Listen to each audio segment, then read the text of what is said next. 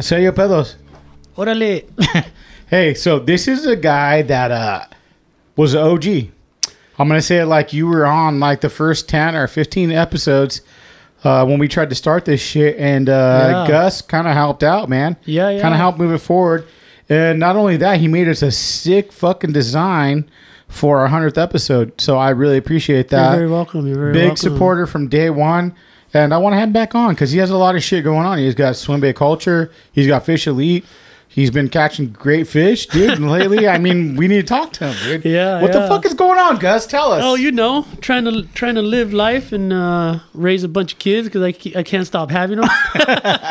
You like shooting loads like everyone else, right? Oh man, I'm on my 6th kid, man. I think I'm cutting them off after this. Dude, you got it, right? Yeah. I'm on 3, and I'm 39. I had my 3-year-old. 46-7. I'm a 36-7. It's fucking hard, bro. It is. Right? The older you get, it's like you said, this is one thing I'm going to tell you guys. You pay attention when you get older. Because we were talking about it, and I'm like, I have a fucking 15-year-old, and I'm like, it was easy. Well, it's like I told you, man. It's like everyone's always like, oh my God. Like now that, you know, you're older and you're having kids, everyone's like, it's so much harder now. And like I told you, bro, I think it's because you're just more involved than you used to be when you're younger. I agree 100%. You know? When you're younger, you're just like, oh, balls to the wall, go to work and do this. And mom handles everything. And now that you're older, it's like, you're more involved. You're there every day. I know, man. I'm right there with you. Or the baby sees you, you're like, I don't want to be a dick. Yeah. You know, like you'd say hi, hang out. But other than they that, go like crazy, and then they look at you, and you're like, "Oh, I love you, mija." Yeah. No, but thanks for having me back on, man. I'm stoked to be here. Thank you for coming on, dude, and thanks for all the support you've done. Let's talk about Swimbait culture because it's something, dude. You started, I want to say, 8 months ago, 9 months ago. No, Swimbait culture.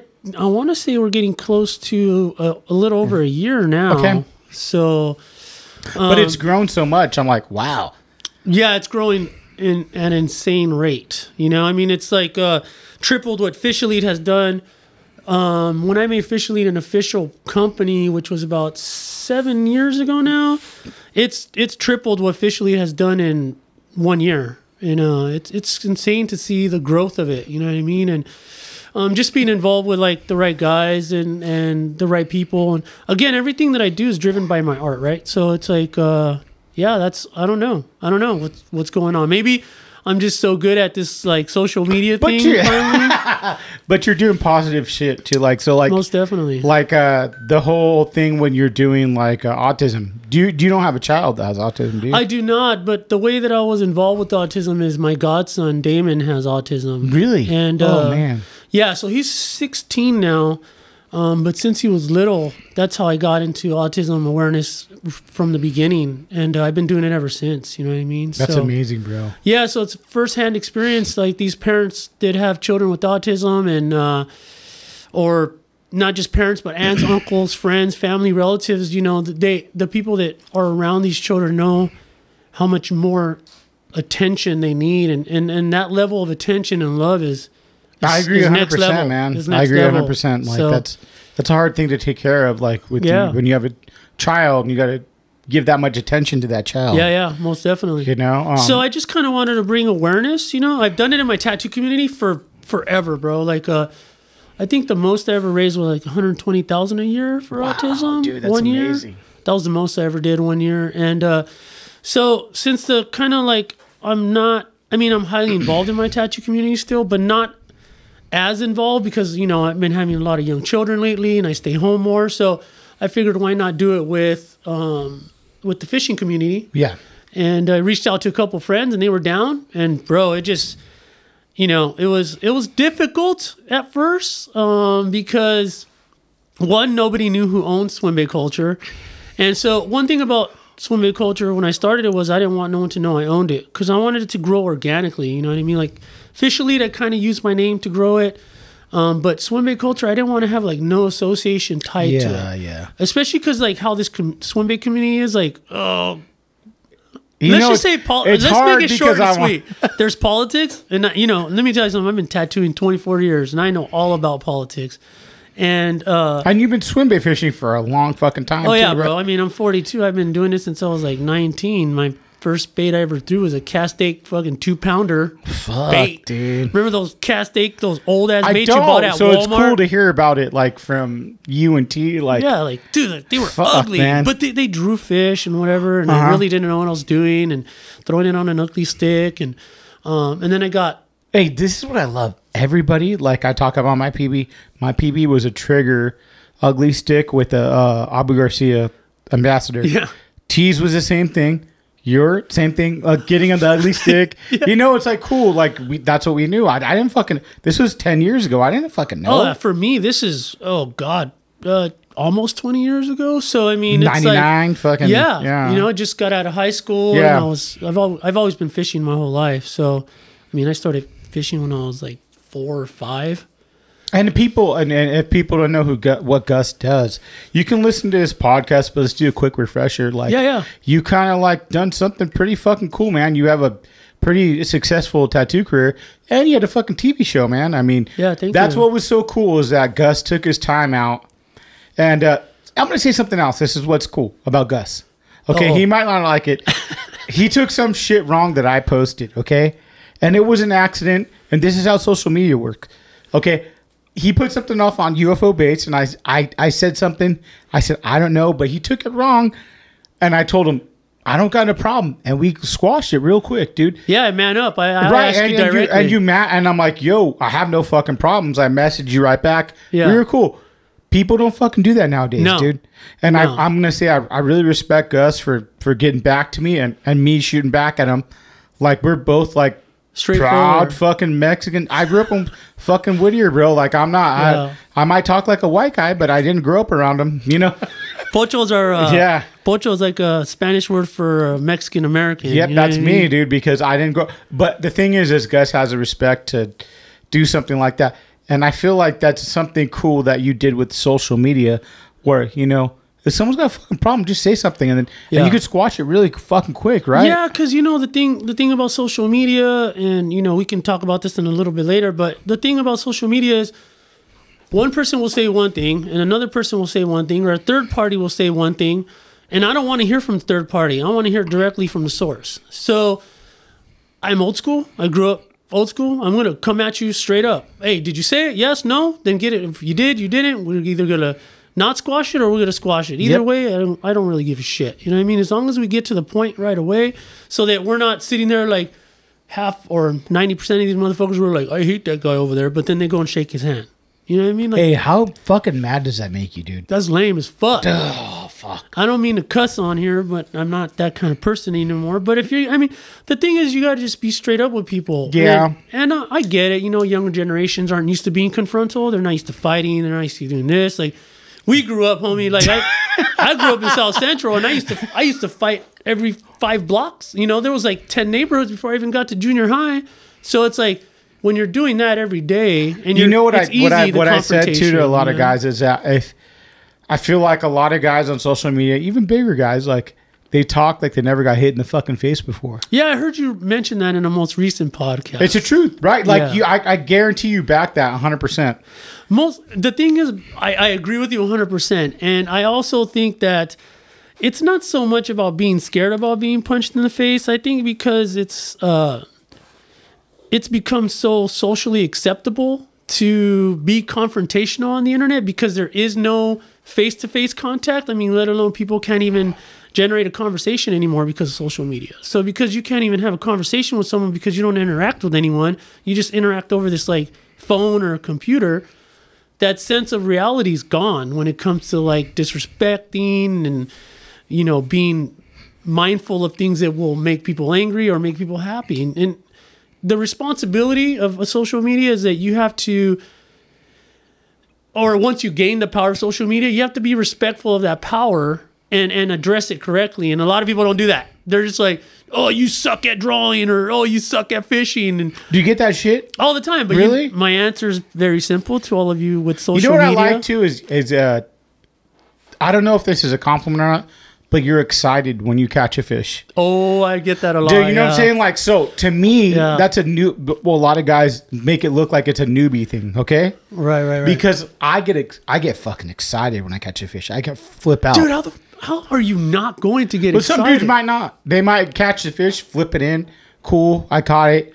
I'm gonna fucking be like, oh my god, fucking fish out! You know, like scream. And you're that way, and I like that. That's cool, man. I mean, and the best video I like of that is you and Gary.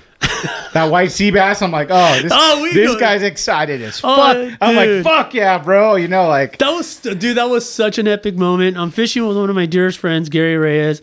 And 2, he just got his new boat. And 3, we hooked the first white sea bass on the deck on his boat. Right. Hell yeah, I'm gonna be excited. You know what I mean? Yeah, I back it. And then I don't know. It's those rare moments in life, whether you're 5 years old or you're fucking 60 years old, the excitement to me will never change when it comes to catching fish, whether it's 1 pound or 12 or 15 pounds. You know, I've caught trophy fish in many classes, and that excitement will never leave me. And I don't know. I don't feel like you should catch a fish, whether it's on a swim bait or a lure or whatever, and be like, yeah, that's what I do. Do you feel like it's that now? That like it can be. It kind of can be. I feel like it's I'm a goofy fucking asshole. I'm gonna tell you that right now. I'm a fucking goofy dickhead. I'm not cool. I never try to be cool, but I feel weird when I'm trying to be goofy. Like I post a picture going like, I'm a fucking asshole, and I don't feel like the same way as some of these dudes that post these like pictures where they're like holding the 15 pounder going like, oh, you know what I'm saying? That face going like, oh, the GQ pose, you know, like, and I'm like, and I get what you're saying. Like, I feel like, is that a thing now? Like, I don't know. Maybe it is. It can. And I don't hate on that. Like, if you can catch a 15 pound fucking largemouth on a swim bait, I respect that 150%. Oh, yeah. So good, more power to you. But I'm saying, like, is that a thing to take pictures like that? If I catch a 5 pounder or 4 pounder, like, I'm excited for that too, man. Like, you know, right? I mean, why not show your enthusiasm of your life when you hook a trophy fish or something that you've never caught before? Why not show that excitement? You know, like Reservoir Hogs, dude. Yo, dude, he was so stoked, bro. He just caught almost a DD. He missed it by 2 ounces or 1 ounce. I was there. Dude, I'm like, I respect that. Like, I saw that, and I'm like, oh, this guy's stoked as fuck. Super stoked, and the reason I know it, he took a regular picture, but he tagged. And I'm like, you're happy, dude. I like that. Yeah. You don't give a fuck. You're going to tag everyone. I'm happy. This is what I'm doing. Yeah. Totally. I like that. That's good. That's a good man. Yeah. He's not afraid to tell where the lake is and all this other lame stuff that people do. I back that. Yeah. And he's grinding, bro. I mean, like a lot of these dudes grind like that. And I'm like, I back it 100%. Yeah. Me and Anthony, shit, man, or AKA Reservoir Hogs, we've been out there for the last week, like 4 days straight. And I've been out there with him on my boat. He's been on his boat. How did you went to the first day, huh? First day it went Diamond Valley? Dude, it was freaking. I want to know from someone that's been there. So tell me the line. What time did you get there at? Bro, okay, so DVL, first of all, for you guys that don't know, it's my home lake. You know what I mean? Like, me and my best friends, Ben and Louie, we go there all the time. It's my home. Big Louie, dude. Come on. It's our home lake. So obviously, I know what the line is going to be like. And so I got there. Anthony texted me at, I think, like, 2 o'clock. He's like, bro, there's already 3 cars. PM, the day before. And I was like, what? So Anthony texts me, and I'm like, I'm doing the family thing with my family, and we're taking photos. You know, my wife is, she's beautiful, she's pregnant, and we're doing. Oh, she's pregnant again, bro? Yeah. What? Again. What the fuck, bro? Yeah, calm down. Going on number 6. Hey, we're gonna GoFundMe to get his balls cut. You don't need a GoFundMe. I'm just going to cut him off in the kitchen. Dude, you got to do it, man. That is a lot of fuck. Are you crazy? This is officially our last one. Me and my wife have finally decided that this is it. We're done. The last one was a boy or girl? Girls. So I have 1 boy and 4 girls. You want 1 more boy? We'll see. At this point, it don't matter. Are you hoping? No, not really, man. Like, you don't give a fuck. You just want another kid. I really don't. It really doesn't matter at this point. To be honest with you, like some people be like, yeah, I want another boy. And, like, I get it. The one before this one, I was like, yeah, I want a boy. And I was so angry that she came out a girl. But now when I see my daughter, Cleo, she's just like the most I wouldn't want it any Cute other little way. girl, man. So with this last one, honestly, it doesn't even matter. Hey, I love how many kids you had. With this last one, it's not like a kid. The last one I had, whatever the fuck it was, like Yeah. because I have my last one was supposed to be a girl and it's a boy. He's 3, but I have a 15, a 9 or 10, Yeah. and a fucking almost 3. Oh, the 3-year-olds, boy. I got one of those right now. Hot. They're hot. Dude. They fucking run their mouth, dude. Dude, Oh little my Artsy, God, I dude. call her my raptor, bro. She is. My raptor. I love that. My wife goes, she is a splitting image of you as a girl. It runs the mouth off. Dude, fucking. she is me as a little girl. And I'm just like, oh my God, just full of life, full of enthusiasm. Just like, she goes 1,000% from the time she wakes in the morning till the time she goes to bed, bro. She is exactly like me. And it's just like, I mean, I don't spank, so the timeouts are like endless. You know what I mean? I'm here with you. She's finally learning what a timeout is, though, I'll tell you that. You got to do it. You got to do it. Yeah. But yeah, I want to know about back to DBL. yeah. So DBL. So Anthony calls me. So I finally I do the family thing. I finally get there like at 7:30, bro. And when I got there at 7:30, I was number 7 in line. By midnight, there was, I want to say 27 boats. Fuck. Yeah. So You were 7. There's 20 more fucking behind. yeah, we filled up. You know, Fuck like that me. front entrance right when you turn the You corner. did 2 times of filling up. Yeah, right? it was Oh my 4 God. 4 lanes we filled up. Oh my God. So we filled up 4 lanes before the gate even opened, and then it started going down the road. The thing was, like, a lot of us didn't want to get stuck on the highway because the cops came by.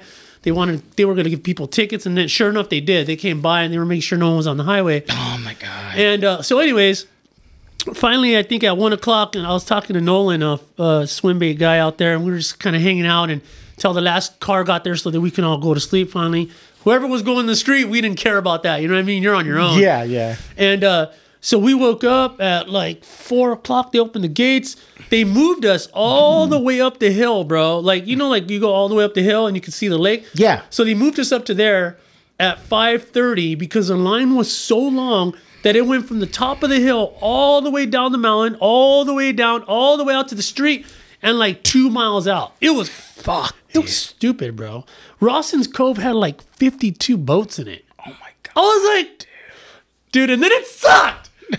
That's what he said. That's what. So Anthony said, I caught this fish, and then the boats came on the fucking lake, and I'm like, is that the truth? Like, that's. I get it. Like, no problem. Like, I know 2 months of the lake being shut off, Yeah. those fish haven't felt no vibrations of motors, trolling motors, fucking sonars, nothing. you think that made a big difference? I believe so. I mean, Yeah. for as long as I've been fishing, I think that much boat launching going on, those fish were like, "What the f is going on?" Yeah, you know what I yeah, mean? yeah, And yeah. so, I think they kind of scattered and hunkered down.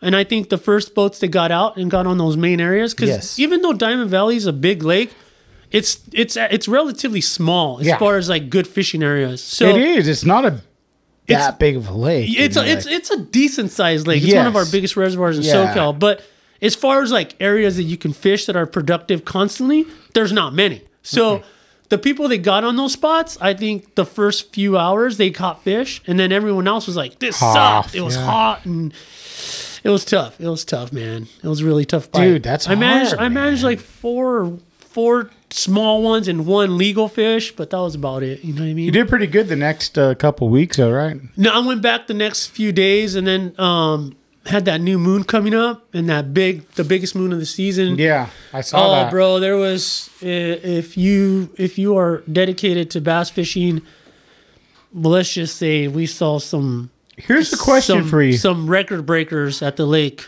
I like For sure. This is a good question. Are you only fishing swimbait or everything? No, hell no, I fish everything, bro. I like that. Yeah, no, I'm a fisherman, which means I use many tools in my arsenal to go fishing. Do I prefer swimbait fishing? Of course. Of course, because I'm trophy hunting. So, you know, I've been fishing a very long time, and I can use a Cinco till the wheels fall off. I can use an Ica in 20 different ways. Yeah. I can use jigs all day long. Am I going to use them when the timing's right? You bet your ass I am. I mean, I work hard, and when I go out there to go fishing, I'm going to go fishing. I'm not going to limit myself to saying that I'm just a swim baiter because I'm not. My resume as far as fishing goes, I've people that know me, they know that I'm a fisherman of multi-species, and I have trophies in multi-species in different states. I mean, I got double-digit bass not only in California, but I also got them on the East Coast. So it's not, to me, it's not about just swimbait fishing. So like, I get it, like, you know, with this whole new swimbait culture thing, everyone thinks I'm just a swimbaiter, and when they meet me, and I have to tell them like, no, I'm not. And then they get to finding out about my resume, and they're like, "Holy shit, Gus is catching 55-pound stripers on swim baits," and you know, so and tarpon, 250-pound tarpon, and yada yada yada yada. You know? Yeah, yeah. No, I'm just asking that question because I feel like swim baiting is like I keep grinding this out. Like I've done it with tea. I'm like I like it. It's its own thing, you know. Like, and I don't disrespect that one bit. Like it's its own, like little like identity. It's identity right there. Like that's it. That's its thing. But I want to know if you do more than that. So that's why I asked it. You know, yeah, like most definitely. That's pretty fucking cool. Like, well, the thing is if you're very avid fisherman, especially a bass fisherman, yeah. You understand moon phases, you understand temperature change, pressure change, water temperature. And so you understand that there's going to come times of the day when I see people out there throwing swim baits, and I'm like, you're literally wasting your time. You're going to throw that swim bait for like 20 hours. You ain't going to get bit. And if you do, it's just like a blind bite. But lately, the studying that I've been doing, a lot what Butch said on your podcast has a lot to do with it. You know, I've recently I've never got to meet Butch. I've always seen Butch like at Castaic when I was younger. You met him at Fred Hall, yeah. But the thing is that when I used to see him as a kid, or I call myself a kid, I was a teenager. But now that I'm older, I'm like, so do we all. Those are kid days. But when I used to see him at Castaic fishing, he's like that guy. You're like, oh my God, there he is. But you don't want to fuck with him. You know what I mean? You kind of want to just let him do his own thing. And even till this day, you kind of do that.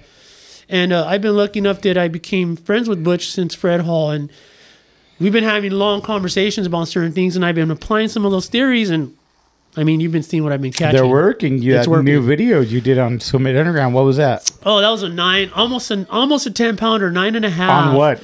On the new Swimbait Underground Butch Brown series bait. Nice. Yeah, that new golden shiner. Yeah, I have one of them. Yeah, I mean, I caught a 2-pounder. Well, I suck at it. So when people watch the video, I wanted to make sure that I told people it wasn't like straight out of the box, even though it swam good straight out of the box. I mean, it wasn't, and I felt that it was important that I let people know, like, no, this was tuned by Butch, and it's modified to the fullest, bro. And that thing, same, bro, over here. Oh my God, dude! I got one of them. Yeah. Yeah, no, and it swims good. He tuned like 6 of my baits, and he gave me one. That's nice, bro. He's such a nice guy. Dude. Yeah, he's great, and he's gonna be a big part of our autism fundraiser in November. Oh, really? Yeah. Oh, so we're excited. Yeah. We're excited. So, anyways, yeah. So I fish everything, man. You know, I fish whatever it takes to get bit. Fish everything. Yeah. If you're gonna go out, okay. First of all, let me tell you something. If you're gonna go out there to go fishing, right? Y'all motherfuckers lying to yourselves too, by the way. If you're going to go out there and go fishing and say, oh, I'm only going to throw swim baits and this and this and that. Hey, more power to you. That's cool. You want to be that guy.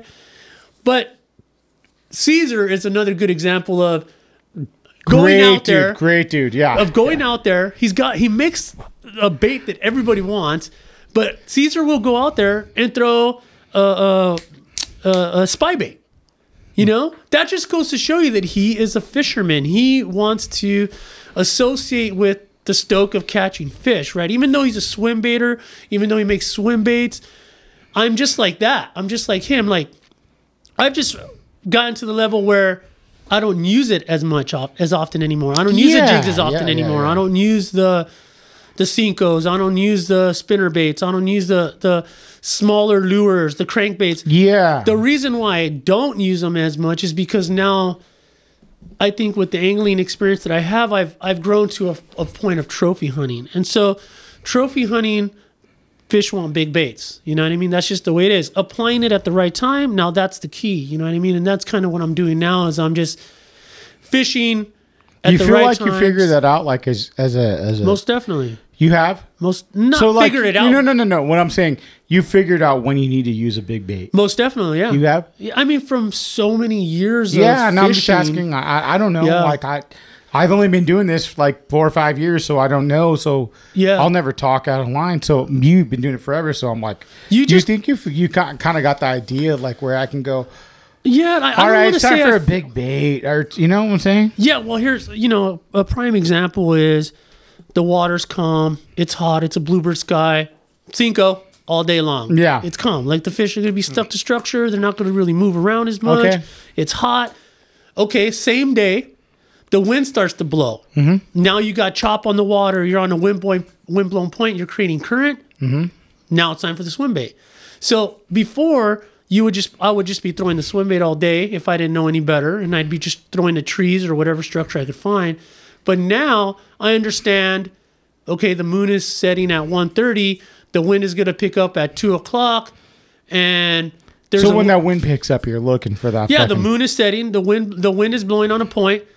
What do you think I'm going to do? I'm going straight to that. I'm going straight to those points where I Yeah. know are holding big fish. Yeah. And I'm going to fish big baits because I know my chances are up 90% on hooking up on a bigger fish at that point, as opposed to it being a calm day and it's sunny and I want to fish slower. You got to go to the finesse game. You know what I mean? Yeah. Am I going to Yeah. do one or the other in between? You bet your ass I am. Because I'm out there fishing, man. You know what I mean? You got to, right? I'm a fisherman Yeah, you catch or everything. angler, whatever's. Have you been appropriate. throwing big baits for those trout too, those brown trout?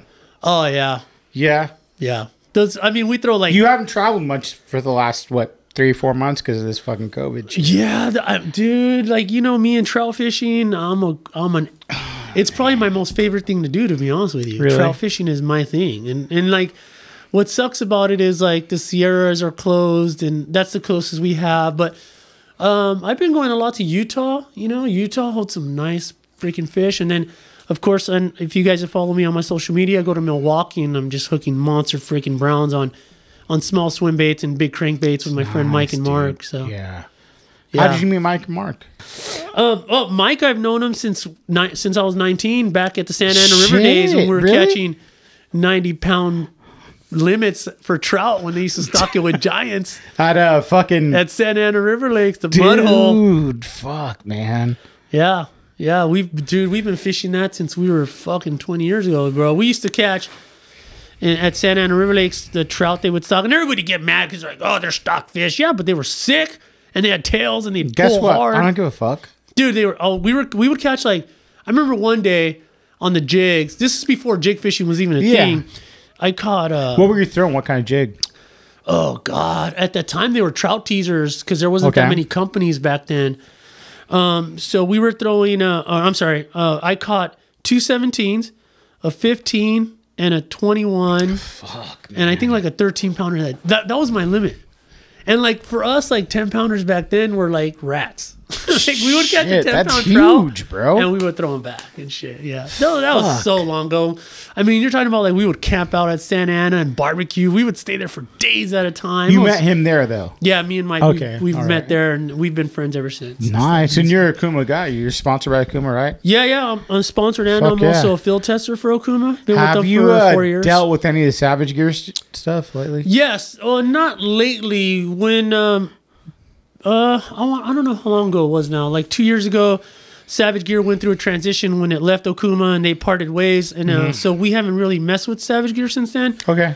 Before that, Mike was in charge of Savage Gear USA at the time when it used to be with Okuma as a distributor. But Okay. now that they're not associated anymore, I don't really deal with. They got some cool shit coming out. Yeah, there. yeah, no, I it's just pretty cool, saw it, and they yeah. got some good guys that are in charge of Savage Gear USA now too. Baldonado, Rich Baldonado's Yeah. like I think the painting guy. Yeah, I don't know he's who a the great. painter Yeah, is. he's a great. Like I guess he did a lot of shit before everyone did. Oh, right on. Baldonado, yeah, like he did it before. Like he kind of like helped Bass Jack Oh, right on. learn how to do it. So it's kind of like a cool Yeah, that guy, that kid paints really sick, dude. He's great. Yeah. yeah. Everyone's always like, "Oh, gosh, you know how to paint." I've been airbrushing since I was 13, and You know was my it- cousin? His name's Steve Van Diemen. I'm not sure. He does classes for West Coast Customs. Yeah, Yeah, I've been dude. going to that airbrush shop since I was 12, bro. Did you airbrush a lot too? Oh yeah, Yeah. yeah. You still do or no? Well, when I was I got into airbrushing when I was 12, selling radios at the SWAT meet, and the guy La Mirada, bro, at Santa Fe Springs, no, right? I was right there in El Monte. Look at you, the one where you got. I know where that is, dude. SWAT meet. Off of fucking 605 right there in the 10? Yeah. And so I used to sell car radios. I started selling car radios when I was like 9 or 10 at the SWAT meet. And then next door, there was a guy that was airbrushing. And little by little, I would go next door and be like, oh, man, you know, being an artist, I was intrigued by it. Did he help you kind of like learn your style? Yeah, so what I was going to say was cool is that I went from selling the radios to the point where I was helping him draw his designs to the point where I quit selling the radios because I started helping him draw the, you know, that like you go to SWAT meet and the airbrush the stuff for the girls and all that shit. Well, I got to the point where I was drawing them and he was painting them. The naked ones too. Back then it was like all the ditching party. Hey, I'll take it, right? Yeah, and all the beat streets and all the beat bops beat and all streets, that. fuck, man. Airbrushing like the sweatpants and the big hoodie, white hoodies and all that. Oh, God. Hey, Fusion gang, bro. Fusion. What was it? With the fucking dance crew Fusion. And there's a Fusion hotline, right? There's all that shit. Oh, yeah, the hotline. Remember? Oh, God.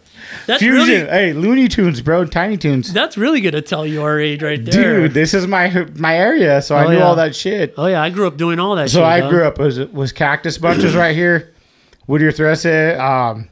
Fuck, all kinds of gangs are right here. Like, dudes I knew that Cole Street, all these fucking gangs are Whittier's come a long way too, man, now that it's... You know, it's so weird because where we're at right now is decent, but it went up and down. Like, it went real ghetto and then went decent, then ghetto and then decent. Yeah. You know, I mean... Yeah. I went to Cal High and you fucking worked around there, so it's kind of like you seen the same shit. Oh, dude, did you grow up in Whittier? Did you live in Whittier? No. Did you live in Whittier for a minute? No, my family lived in Whittier though. Like my brothers, my canales, my younger brothers. Where at? Where did they grow up at? Right up the street, right here, dog. Off of Whittier and ¿cómo se llama? Right there by the church, right here by the car wash. There's like a car wash over there. There's a church right in the middle of the hood, right there. Oh, right by downtown Whittier. Yeah. Like the back little yes, I know what you're there. talking about. Yeah. So they like lived over there for a long time. So you'd always come down over this way. Well, when we left, growing up as a kid, long story short, a little background. I grew up in South Central. Yeah, if you guys never heard this, we'll do a quick refresh. Let's just get that over with. We do that here because we had this people over on here again before. So Gus has been on here before. You want to hear his whole story from the beginning. He's going to do a quick refresher what he did. He has a really interesting backstory. So we're going to fucking kind of hit it real quick. So go. Since we talked about fishing for all you haters that were saying that. Now that we did the fish talking. Hey, there was your 10 minutes of fishing, so suck my dick, fuck. Nah, we'll get back to fishing. But all right, so background story on me. I grew up in South Central. Grew up down there, YMCA, single mom, no dad. All brothers, one sister, gang banging pretty much my whole entire young life. Survived through all that. Then when we pretty much all turned into teenagers, my mom couldn't handle it no more, so she moved us away from South Central. And then we hit like all the Chicano neighborhoods like Monte, Azusa, Baldwin Park, and all the areas where Latinos live. That's where we pretty much moved to. But we always found ourselves going back to LA, you know what I mean? And my tattoo career got started because I was always around the homies in the neighborhood, and so doing homemade machine tattoos and all this stuff. When I turned 21, my son was already a couple years old. Got hired at a tattoo shop. Lonnie Oster from Distinctive Ink hired me, gave me a chance just from showing off my compadre. Big vato from 18th Street. My compadre was just this big dude, you know what I mean? And I did his whole back. And I pretty much walked into this tattoo shop, showed him my tattoos, like, you're hired. Hey, you got to listen to his story because it's a fucking funny-ass story. Go back to listen to his episode because it's funny. Yeah, go to the episode. Yeah. Let's just say I got hired on the first day. Some vato didn't want to show me what a mag was. Yeah. And my compadre, or I was going to throw him off the balcony because I was still all hardcore at the time. And my compadre came over and he's like, is this the vato talking shit? And I was like, yeah. And he's like, I'm going to blow up his car. Anyways, that was my first day in the shop. Because back then, tattooing was hardcore, bro. No one wanted to show you nothing. It was very secretive. Hey, getting tattooed back then was hardcore. Yeah. How about that? Yeah, because you worked at biker shops and gang shops. No one got tattooed unless you meant it. Oh, yeah. It wasn't like, let me get a sleeve real quick. It was like, if I'm going to do this, people are gonna fucking talk shit like right off the bat, right? Oh yeah, and then this is like 98, right? Fucking no, you're talking about like 94, 97, 98. Yeah, 97, yeah, 98. yeah, dude, it was fucking sketchy still. Like, oh, homie, it was. Yeah. I mean, I worked at a shop in Hollywood one time, and it was just straight. Everything in the book that comes to bad dealing stuff, it was there. Dude, right? You know what I mean? And everything that ran through it was there. You know what I mean? So you're talking about people that are gangbanging, biking, drug dealing, and all this shit, and growing up in that environment. You know, that environment of tattooing was where they still slapped your tattoos when you were done. And so asking a question about tattooing at the time was, forget about it. Yeah. Even looking at tattoo artists or even trying to judge them, forget about it. Getting a face tattoo, forget about it. Getting hand tattoos, forget about it. The tattoo artist will tell you to fuck off and leave the door. You know what I mean? Because the only people that got those tattoos was you had to go through a process. You had to get a full sleeve. Then from the full sleeve, you got your chest. And then from the chest, you got your back. And then you were allowed to get your neck or your hands tattooed. I mean, of course, there was certain situations where there were certain people that can come in and get those tattoos, but that's because they were associated with things that were allowed to, you know what I mean? And so tattooing was really rough back then, and it was really crazy and hardcore. Yeah. Where motherfuckers were still fighting and shit in the shops. Or I remember one time I saw this one vato go off on one of the tattoo artists, and the tattoo artist literally laid this motherfucker out as he was tattooing him.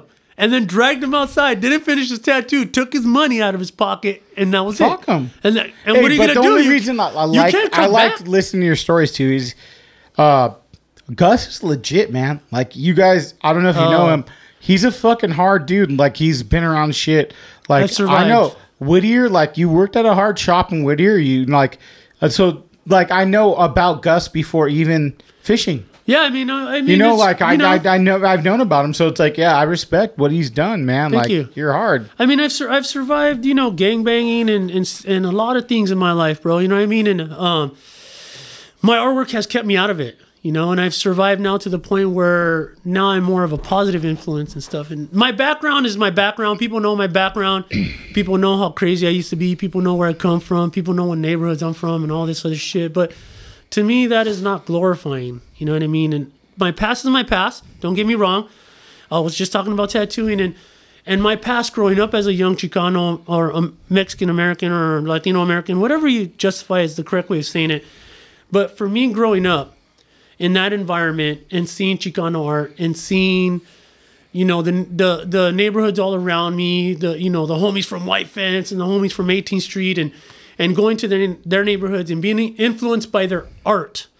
And I wouldn't be the artist I am today, you know? And for me not working in these hardcore tattoo shops, like, I would not be the artist I am today if I didn't experience those things, you know what I'm saying? So, yeah, my background is crazy for the people that know who I am, but at the same time, I'm thankful for that part of my life because I wouldn't be who I am today as far as growing up that way. You know what I'm saying? So back to the tattooing. So anyways, that's how I got my job in tattooing. 21, started in a shop.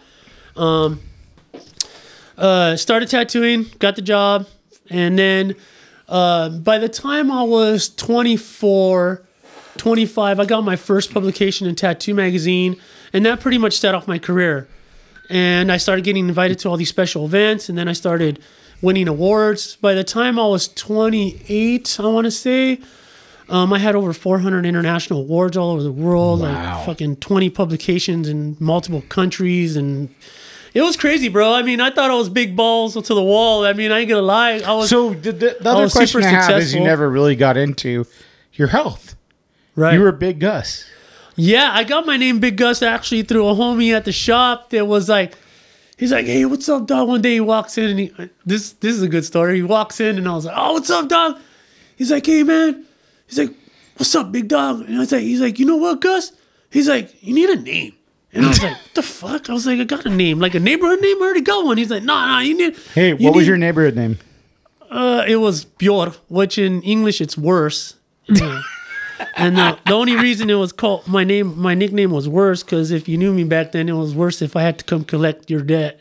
Oh wow, that's a good name. That's how I got the name. So what's the white guy name? So no, well, Big Gus. And so my homeboy walks in. I'll never forget this shit, man. And he walks in the shop. He's like, yeah, you need a name, man, you know? He's like, you're a big boy, you know? Big Gus, man. Big Gus, that's your name. He's like, and dude, that's how I got my name, Big Gus. This guy walked.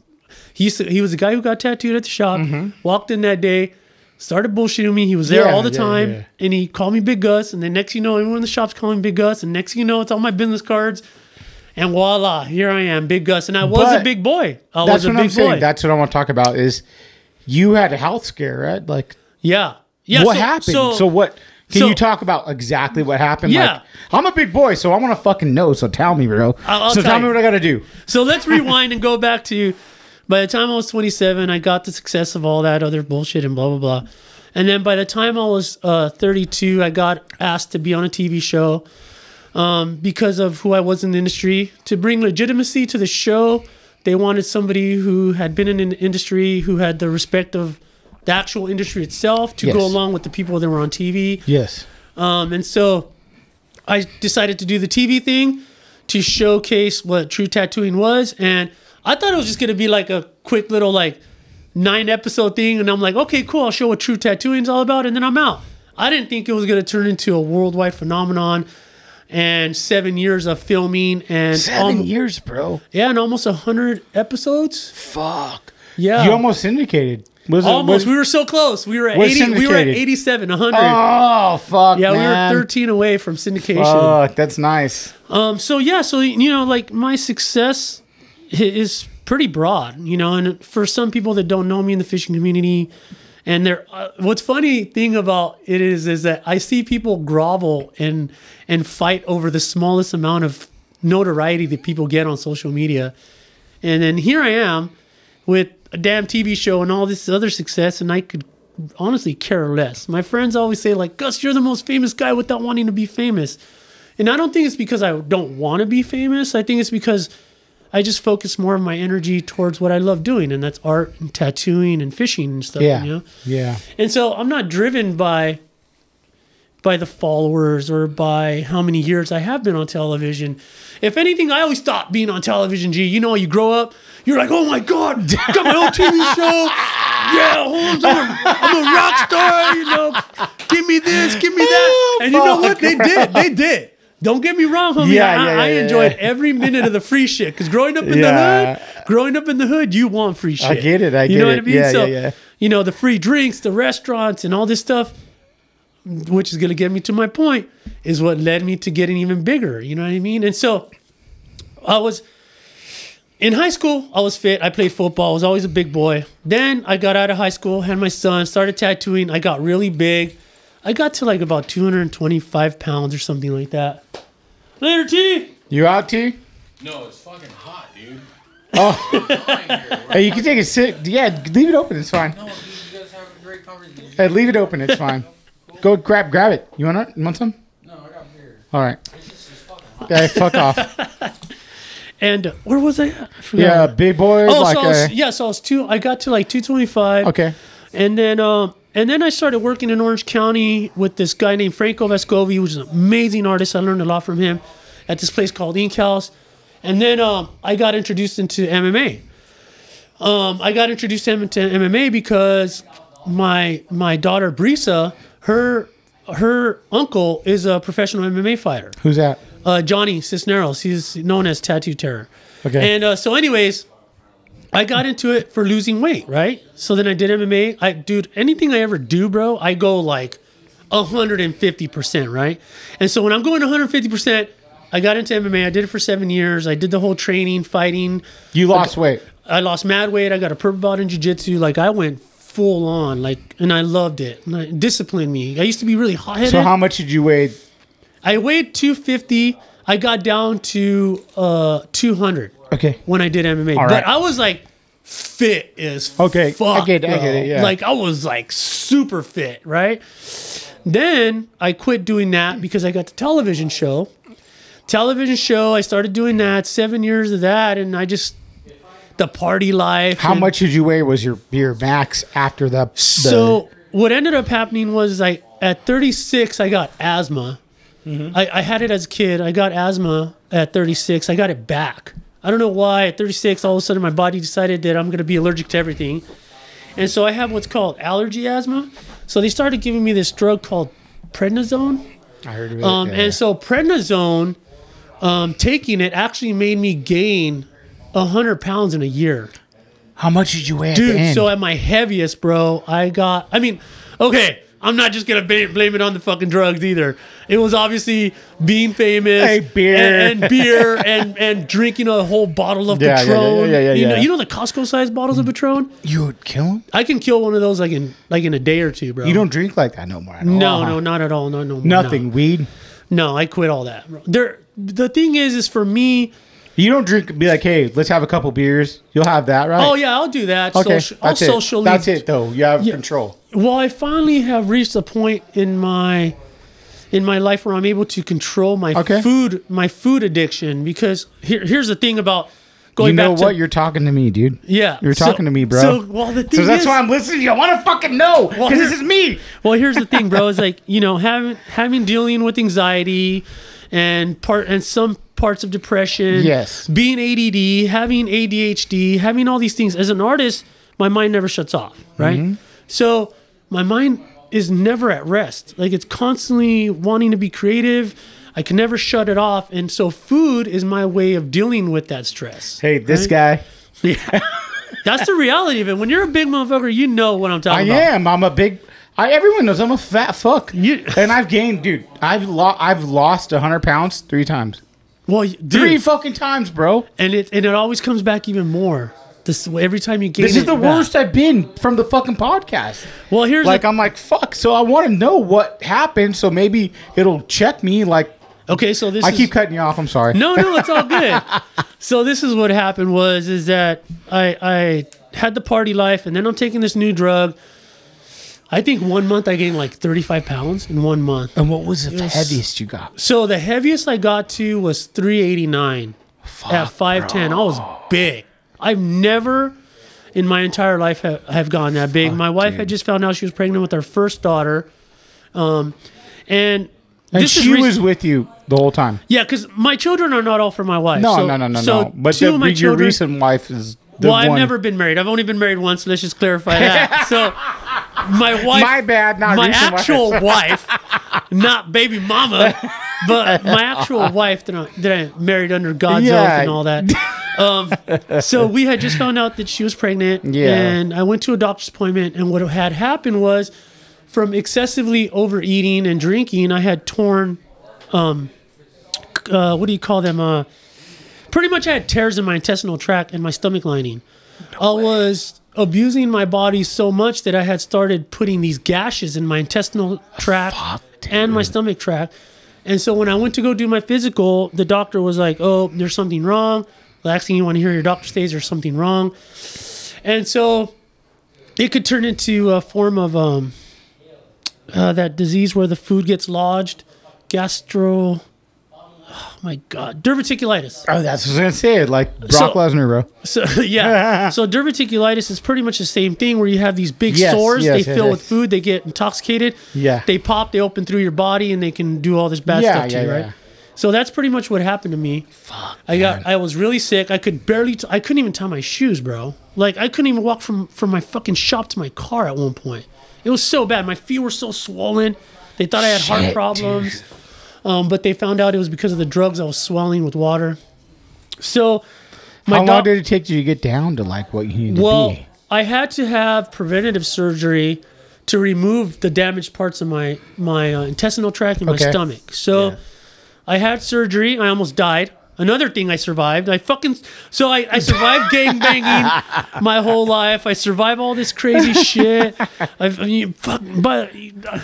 don't even want to say how many times I've been stabbed or shot, but let's just say I'm on the table, on the surgery table, and I almost die on the surgery table because was that the worst one? Like where you're stressed out, like fuck, man. Well, dude, that was scary. I mean, I'm going under. I've never had surgery, and I'm about to fucking have something happen to me that I've never had happen. God damn, guys. They hit my liver. I start bleeding to death on the surgery room. It was supposed to be like a 4-hour surgery. It ended up being like 14 hours because they couldn't stop the bleeding. And so I'm like, here, great. I didn't even know I was going out like that. Here I am going out being a fat boy on the surgery table. I survive all this other shit and all these battle wounds, but I can't survive.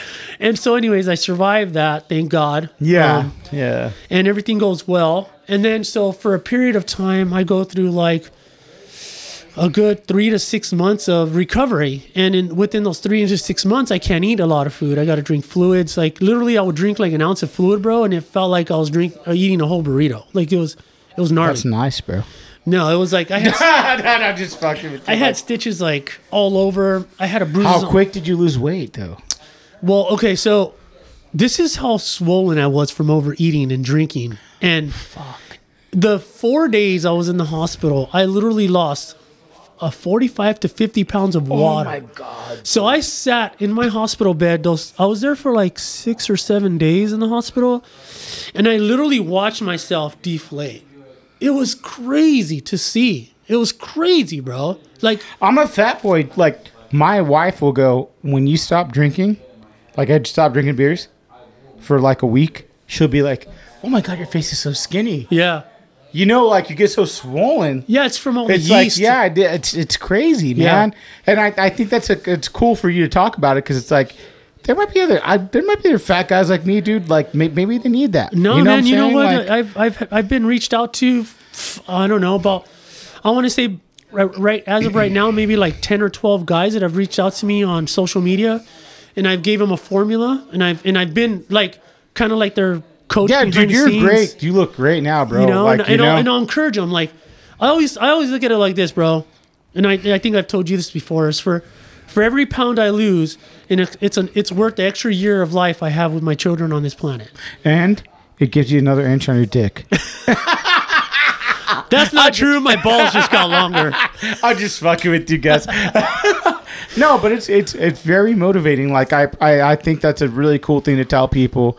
Like, you know, like dude. Yeah, so you don't want to die, man. You don't want to die, and that's pretty much what And it came Gus down is to. giving you the warning, man. Like that's cool. That was I looked at it like, you know, that's God's last thing. Like, dude, bro, your 9 lives are over. Right? You survived this. Now, even though I had parts of my stomach removed, it could still go back to normal. The human anatomy is Do you eat the same miraculous. or no? No, not at all. What do you not eat at now? all. So now, since I've had that surgery, I've been on super strict diets where And it's been what, years, right? Like what? it's been a little over 2 years now. Okay. So I lost. So a you had total- that surgery maybe like 6 months before you came on. Yeah, because I had Wow, lost a little bit man. of weight by then. Because I called Right? it Big Louie, dude, instead of Big Gus, and you're like, I'm Big Gus. motherfucker." Yeah.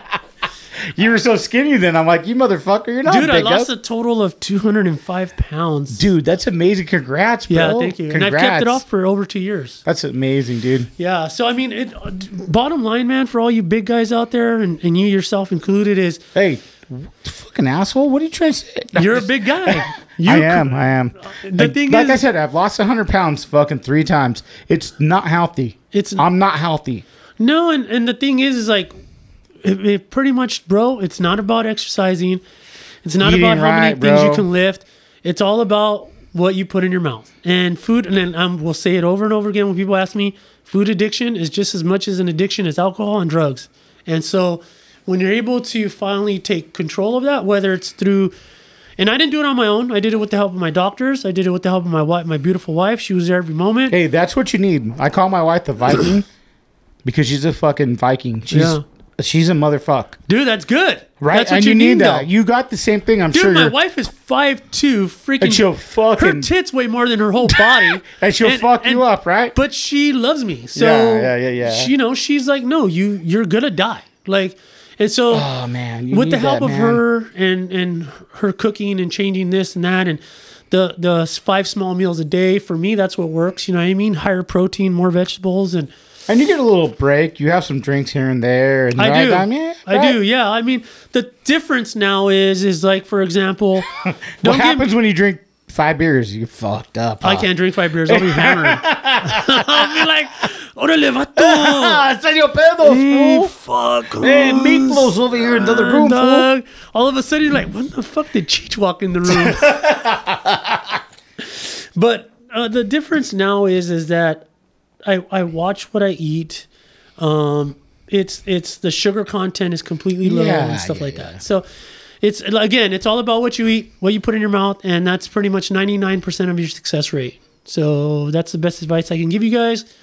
High protein, lots of vegetables, and don't be lazy. This is a good podcast about Gus himself. I feel like we talked about Gus.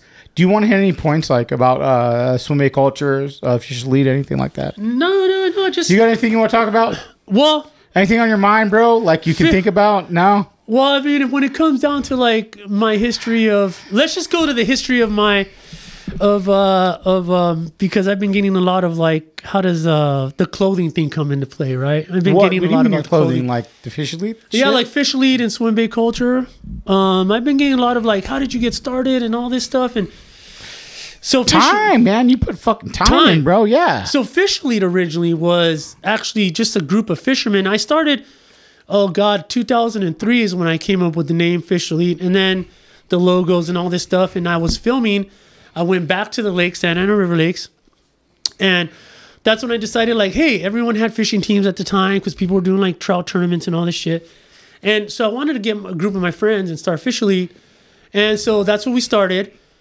It turned out of control. A good friend of mine that I loved dearly at the time, we put him as the team captain, and he started inviting all these people that we didn't know. Do you mind asking me? I don't know this shit.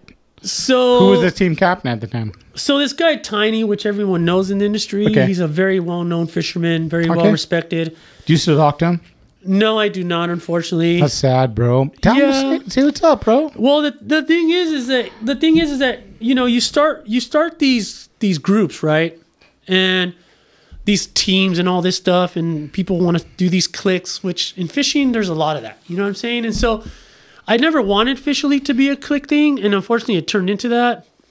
Pretty much it ended up being something where people started backstabbing us and people started talking trash about us, and I was like, you know what, man? I'm not. That's not me. The older I get, like, you guys know me, so I'm like, I'm not about drama. So I cut my ties with Tiny and the rest of these guys. The only people that stayed with me was Big Lou and Ben, and so that's when I decided. Big Lou's the best. Yeah. Bro. I was at Save On. I'm sorry for cutting you off. No, he's my pit bull, and bro. I'm fucking like, yo, and I'm like, he's like, hey Nick, and he shakes me, and sorry, Nick, this is here, and I'm like, what the fuck? And we start talking, and it was fun, man. Like, he's a fucking great guy, love Louis. Man. Louis is my best friend, bro. Like, he will come pick me up in the middle of the freaking desert at 3 o'clock in the morning if I have to, you know?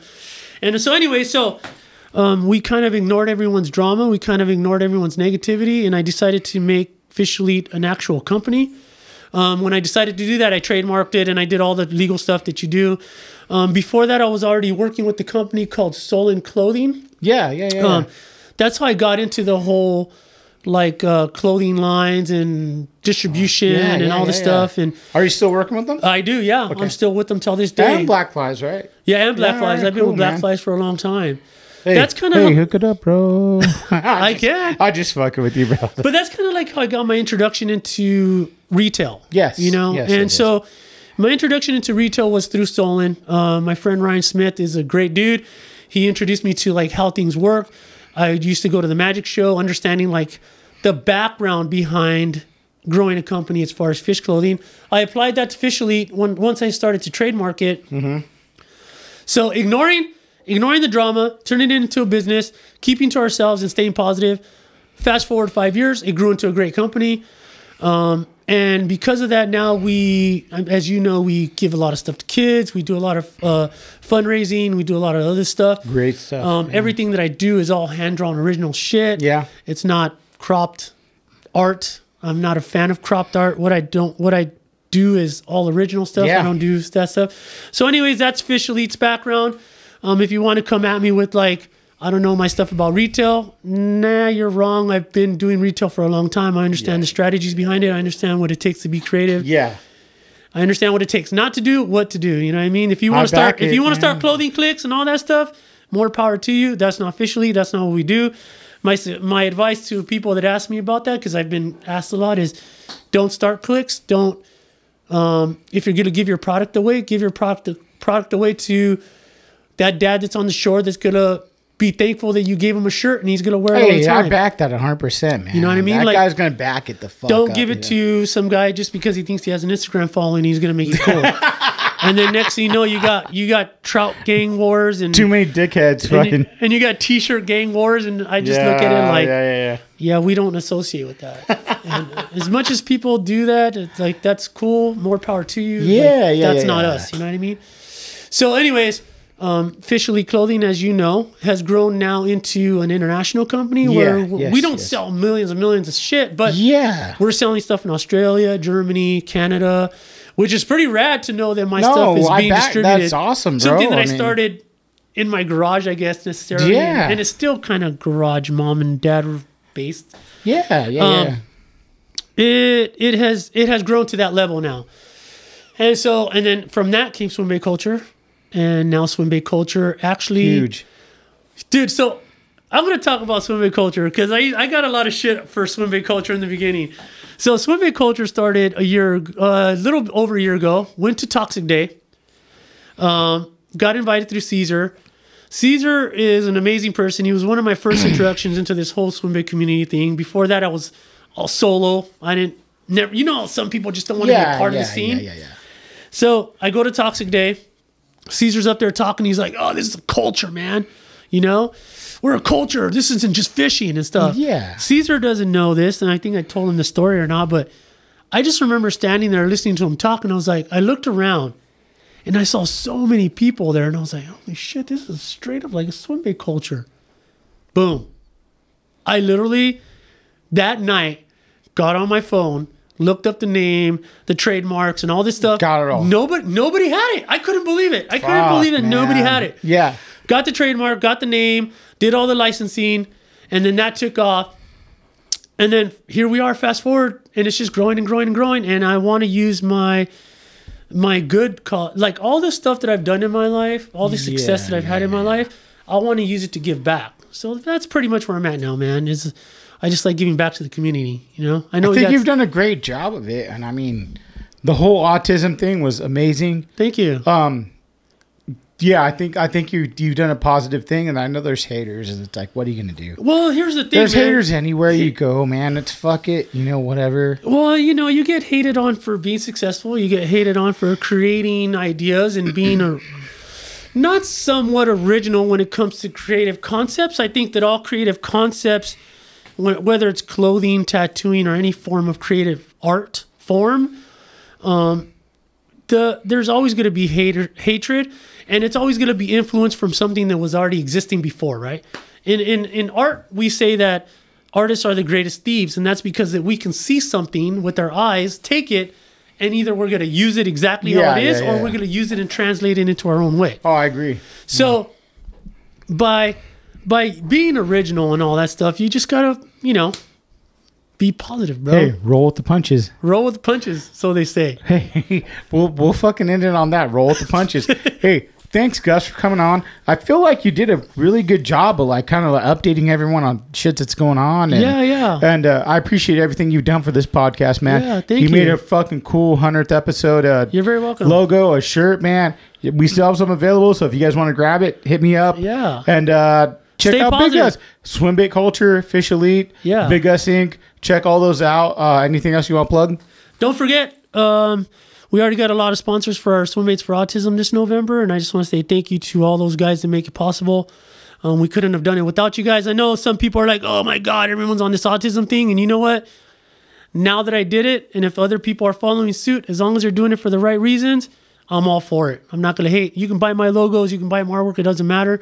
As long as you're doing stuff in a positive way, fishing, keeping the kids fishing, that's all that matters, man. So come this November, get ready because we're bringing back Swimbait Culture. We got awesome sponsors. Again, 100% of it's going towards the kids. Thanks for listening, guys. I appreciate you guys having me. Hey, thanks again, brother. Even though it was all bullshitting, 5 minutes of fishing, 5 minutes of my life. Thank you. And Thank 5 you. minutes of ranting. All right, guys. Take care, brother. Later. Bye.